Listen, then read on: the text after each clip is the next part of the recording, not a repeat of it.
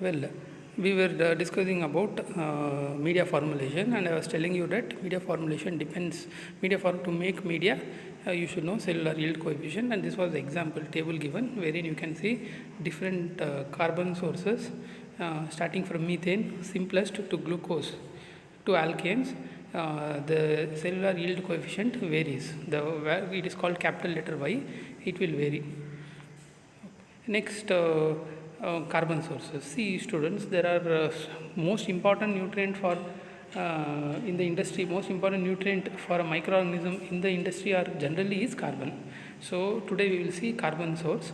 In the next PPT class, probably we will be studying other sources like nitrogen, vitamins, and all we will see in the next PPT. So today we will just target on carbon sources. What I am going to tell you now is what are the different carbon sources used in the industry for fermentation media.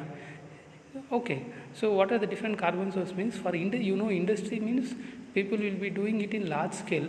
They require thousands of grams of carbon may be required. It may be required in kgs. The carbon may be required in tons also. So what is the source? Such a huge quantity of carbon, from where it is sourced, how it is, from where the industry takes carbon, and which carbon they use more, we will see. So first of all, carbon as such, why it is important? Because carbon source, first point you just see, carbon source decides the final selling price of product. That means what is the end product. So suppose you are producing penicillin, what is the cost of penicillin in the market? The penicillin product, what you are producing, what is its cost? It depends directly on carbon source. That means how much money you have spent to buy the carbon, that will be reflected in the price of your penicillin. For example, I am telling you. So what I want to highlight here is carbon source will directly reflect on the cost of your final product. So carbon is very, very important because it is given, it's a macronutrient which should be given in more quantity inside the fermenter. So carbon source, simply you cannot take any carbon source. Whatever you take, you should see that it can be sterilizable, because sometimes some carbon when you sterilize it will become charred. Some carbon source cannot be autoclaved at high temperature, so such carbon source you should not choose. So you should choose a carbon source which can be sterilized, which should not give problem during sterilization. Purity of the carbon source is very essential, because carbon source is cheaply available. Some carbon may be very cheap, but it will be highly impure. Can you use it in the industry? No, you cannot, because if it is too impure, your fermentation process will be not happening properly. So purity of the carbon source is very essential. Keeping this in mind, few examples we will see. Three most commonly used carbon source in the industry is carbohydrate, oils and fats, and hydrocarbons. So this is the category. Three categories of carbon sources are available. We call them as options in the industry. Options they are there. Carbon options are there for the industry. So first, carbohydrates. Under carbohydrates, so many options are there. You can see all the points which is put it in. I put it in terms of the points. You can see every point is equal to one carbon source. So carbohydrate is the type. In that carbohydrate, you can see so many types of carbohydrates are available for industry. So industry, those who are doing industrial production, they have all these options available. First option is starch. Most commonly and very easily available carbon source, carbohydrate. I am talking about carbohydrate. Source of carbon is starch. So for starch, they can take starch from potato, maize grain, or from cassava they can use. Sometimes this next point, you see, processed starch means starch directly. If microorganism is not utilizing properly, you can process it. So when you process the starch is a polysaccharide. When it gets broken, it will turn into glucose. So you can make glucose syrups. So what you do is you have to take starch and you have to acid hydrolysis. You have to do. If you hydrolyze it by using acids, weak acids, it will get converted into glucose syrup. See in the brackets I have given below example, such a type of hydrolyzed processed starch. Example I have given, hydrolyzed cassava. It is used very commonly or prominently for production of glutamic acid, one of the very important amino acid production. People are using it. What type they are using? They are using processed starch. Example, cassava, hydrolyzed, acid hydrolyzed. And Next point is malt. You can see malt also is very commonly available for industrial production. It is basically, what is malt? You all know, grains, cereals, whatever is taken, it is germinated and heated. So it is highly nutritious for microorganism. Example you can see given below. Malt is used most commonly for beer production. Below you can see molasses. This is also very cheaply available in the environment. Two types of molasses are seen: beet molasses and cane molasses. One is from sugar cane and one is from sugar beet. Example is given in the brackets. You can see molasses is rich in sucrose. We all know molasses is rich in sucrose. So using this molasses, they are using it for large scale production of ethanol, for large scale production of single cell protein SCP, for antibiotic production, for enzyme production, and for amino acid production they are using it.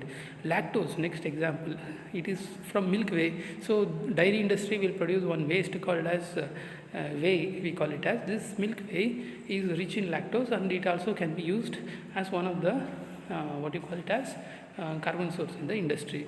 Corn steep liquor. See, corn steep liquor is basically rich in nitrogen, but it also contains little carbon. So I can put corn steep liquor both in nitrogen source and carbon source. But here in carbon source also I can mention it is rich in carbohydrates. So corn steep liquor, it is used for as a carbon source, that is carbohydrate. Soya bean meal and pharma media, not much used, but they are also available as a carbohydrates for industry. Next, oils and fats. First is carbohydrate, people prefer more. Oils and fats also people are using, some industries they are using it. It is also, example is vegetable oils like olive oil, maize oil, cottonseed oil, linseed oil, soya bean oil. So they are using these oils and fats for as a carbon source. Advantage, I will tell you, its advantage is competitively priced to carbohydrate. It means compared to carbohydrates, sometimes compared to some carbohydrates, these oils and fats may appear very cheaper. So some industry, because it is cheaper than carbohydrates, sometimes they may prefer this. Also, one more big advantage of oils and fat is it is an anti-foam agent. I will tell you about anti-foam agent later, but just you remember that in the industry foam will be produced in the fermenter. To remove the foam we use these oils. So oil can act dual role. It can act as a medium, it can act as a carbon source, plus it can also act as a agent, anti-foam agent. And minor other products, example I have given glycerol trioleate, which is used very commonly for penicillin production. And very important thing is oils and fats, they have more energy, and because they have more energy, they don't consume much space. You can use a smaller fermenter with maximum yield you can take. So in all those ways oils and fats are better. Next point is carbohydrates. See, hydrocarbons. Hydrocarbons, if you see, it is it was media preferred during 1970s, we can tell. During 70s and 80s, when petroleum product was available very cheaply, and when there was a famine during that time, there was a huge famine. Famine was there throughout the world in many countries. During that time, carbohydrates was very costly. Oils and fats also was costly. During that time, petroleum products was very cheaper during 70s, I'm telling. So during that time, hydrocarbons became very famous for large scale fermentation process. They were using alkanes, especially methane and methanol, which was obtained from what you call it as petroleum products, was the cheapest source of carbon source, and it was used successfully during 1970s for large scale production of organic acids, antibiotics, enzymes, proteins. Advantage was cost and purity, because it was purified directly from petroleum products. It was highly pure, so it was working during 70s. But now you all know petroleum products is very costly. It is so costly that you cannot compare it with our carbohydrates. Carbohydrates are cheaper compared to hydrocarbons. Now hydrocarbons are very costly, so people have left behind using this as a carbon source for industrial production. So oils and fats and carbohydrates. So this is what is the. So with this we are completing what you call it as. Today we have seen two things you have to remember. One is media formulation. What is yield coefficient? Then carbon source we have taken, and we have seen different carbon sources. So next PPT class we will study about the nitrogen source.